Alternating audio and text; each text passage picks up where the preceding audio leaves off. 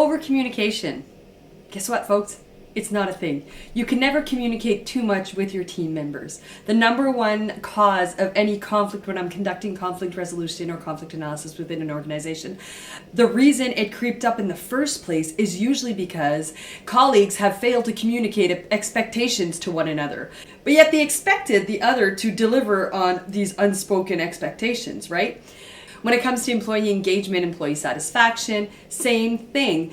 In the top 3 complaints of pretty much any exercise I've conducted with clients, we hear lack of communication and feeling like they're in the dark about the future or the direction of the organization. It's important for companies to facilitate that flow of information, facilitate communication by creating systems that enable it to flow in a 360 loop. So when we talk about 360 loop, we're talking about top down. So how are you, senior leaders, communicating that future direction, the future focus for the next quarter, for example, of the organization? How are you also talking about, what were some of the lessons learned in the past quarter, and how are you celebrating wins from that past quarter in order to create that momentum to help carry them into the next quarter?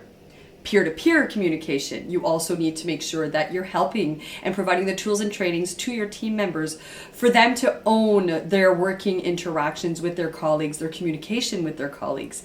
How are you providing them the training necessary to maybe kind of take on those more courageous conversations that will really strengthen team collaboration and help them develop the level of trust required to achieve that high performance?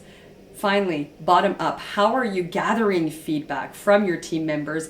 How are you facilitating tapping that gold mine of continuous improvement information? How are you enabling them and encouraging them to identify areas where maybe we've got room for improvement, as well as maybe bring up any emerging trends they notice?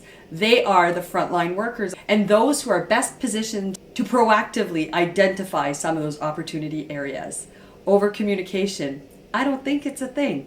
What about you? Chime in the comments and let me know.